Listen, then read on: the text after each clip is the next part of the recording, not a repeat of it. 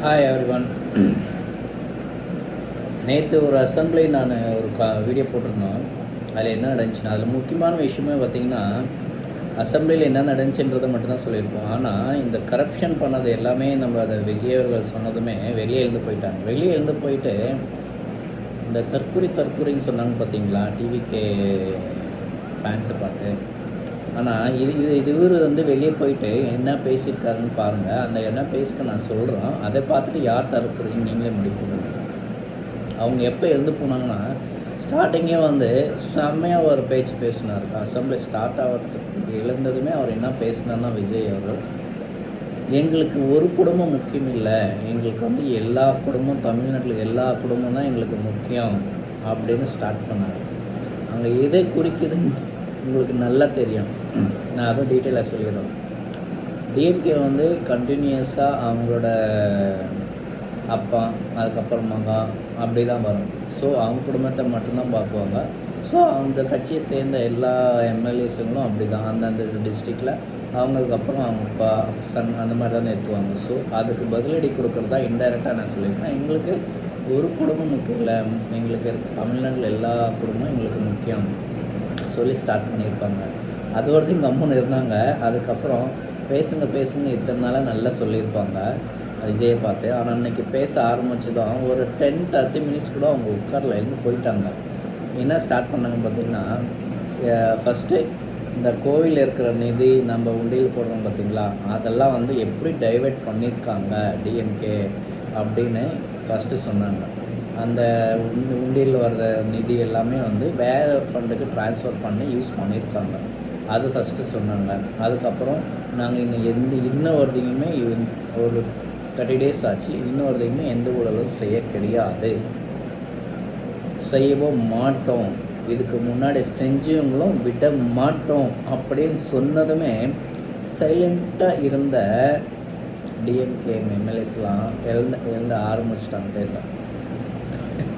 ஒரு சின்ன விஷயம் சொன்னதுக்கே பார்த்தீங்களா எல்லாம் எழுந்து ஆரம்பிச்சிட்டாங்க. இன்னும் அடுத்தடுத்து சொல்கிறாங்க.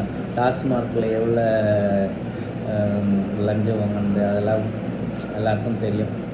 அதேமாதிரி கோவில் லஞ்சம் வாங்கியிருக்காங்க. அதுக்கப்புறம் ரீசெண்டாக அவங்க எலெக்ஷன் முன்னாடி ஒரு 2-3 monthஸில் வந்து எவ்வளோ டீல்ஸு சைன் போட்டாங்க, அதில் வாங்கின கமிஷன்ஸு இதெல்லாம் பேசினாங்க. அது பேசுனதுமே ஒரே ஒரு சின்ன விஷயம் பேசினார். அதாவது கட்சி நிதி அப்படின்னு வாங்குறாங்களாம். ஒவ்வொரு டிபார்ட்மெண்ட்டுக்கும் அவங்க ஃபண்ட்ஸை வந்து அலோகேட் பண்ணுவாங்க. அதை பேசுனதுமே எழுந்து வெளியே போக ஆரம்பிச்சிட்டோம்.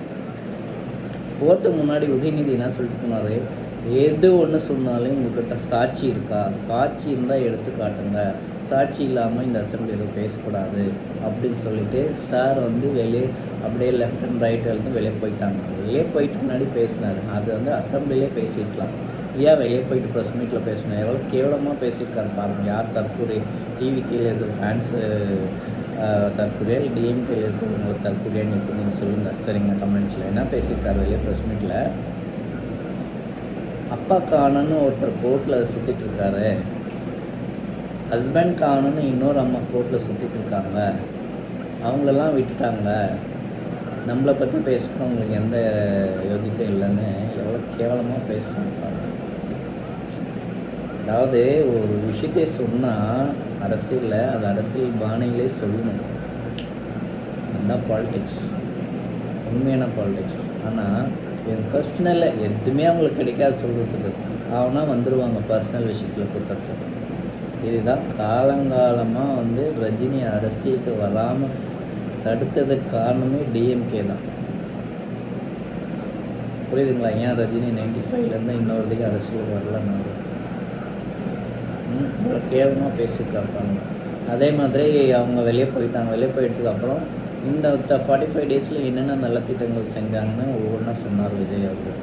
700 டாஸ்மார்க் க்ளோஸ் பண்ணியிருக்கோம், அதுக்கப்புறம் சிங்கப்பண்ணை ஸ்டார்ட் பண்ணியிருக்கோம், அதுக்கப்புறம் நிறையா பெண்டிங் கேசஸ், அதாவது அந்த ஸ்கூல்ஸ் எல்லாம் இருந்தது, ஃபைல்ஸ் எல்லாம் இருந்தது, எல்லாமே கிளியர் பண்ணி சைன் பண்ணி கொடுத்துருக்காங்க. ₹1 கரப்ஷன் வாங்காமல் இதோடதையும் வந்து சைன் போட்டு டாக்குமெண்ட் வாங்கிட்டு போனவங்களே ப்ரெஸ் மீட்டில் சொல்லியிருக்காரு.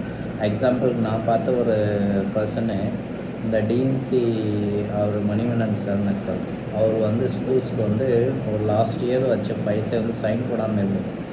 அவர் இப்போ ரீசெண்டாக போயிட்டு சைன் போட்டு வெளியே வந்து ப்ரெஸ் மீட்டில் சொல்லியிருக்காரு. இதுக்கு முன்னாடி நம்ம எதனா பேப்பர்ஸ் கொடுத்து நம்ம சைன் வாங்கினா இன்னும் லிட்டர் வாங்கினா நியர்லி 20 to 25 lakhs நாங்கள் வந்து பணம் கொடுப்போம். பட் ₹1 கூட வாங்காமல் சார் சிஎம் ஜோசப் விஜய் அவர்கள் வந்து பண்ணி கொடுத்துருக்காங்க. அதாவது கல்வித்துறை அமைச்சர் அவர் இப்போ சைன் போட்டு கொடுத்துருக்காரு, அந்த மாதிரி சொல்லியிருக்காங்க. இது ஒன்று கூட அவங்க கரப்ஷன் வாங்கலாம்னு சொல்லியிருக்காங்க.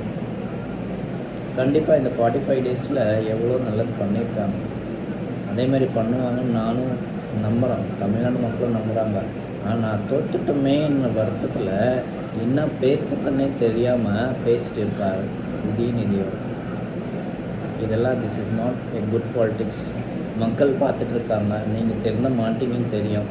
இப்பவும் திருந்த மாட்டீங்கன்னா நம்ம ஒன்றும் பண்ண முடியாது.